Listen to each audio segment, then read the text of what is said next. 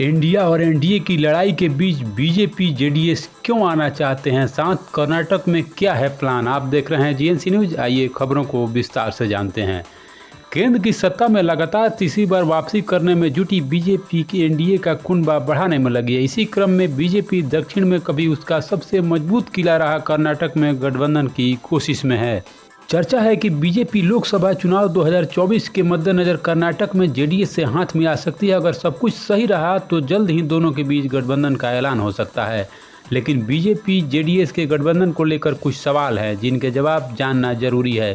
जैसे क्या बीजेपी कर्नाटक में कमजोर हो गई है, बीजेपी जेडीएस का गठबंधन क्यों हो रहा है और गठबंधन पर दोनों दलों ने चुप्पी क्यों साधी है।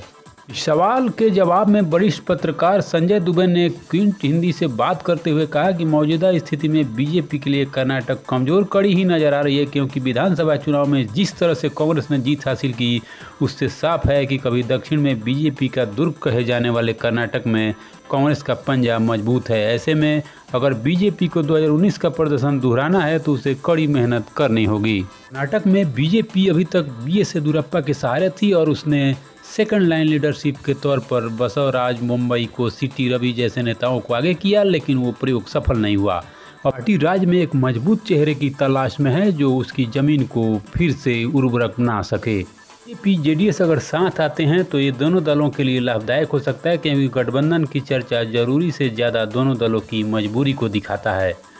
रामास्वामी ने आगे कहा कि विधानसभा चुनाव के बाद कई लोगों का कहना था कि नतीजों का असर 2024 के लोकसभा चुनाव में नहीं पड़ेगा, क्योंकि 2018 के नतीजे भी बीजेपी के पक्ष में नहीं थे और 2019 में पार्टी ने बड़ी सफलता हासिल की थी। लेकिन इस बार बीजेपी के लिए 2019 की कहानी दोहराना आसान नहीं है।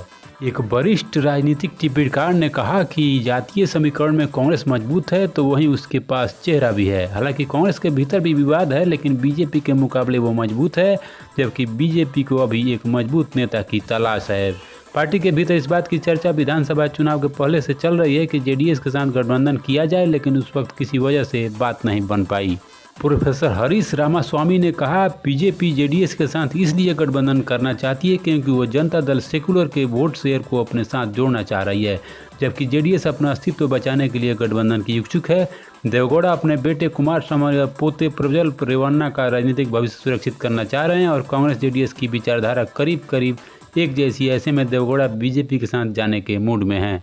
वहीं जेडीएस के एक नेता ने कहा गठबंधन पर बात जारी है, हमारे ज़्यादातर नेता अलायंस के पक्ष में हैं और जो भी निर्णय होगा वो जल्द सबके सामने आ जाएगा। ऐसे ही खबरों के लिए हमारे चैनल पर बने रहें। खबर अच्छी लगे तो चैनल को सब्सक्राइब एवं वीडियो को लाइक करना ना भूलें। जय हिंद।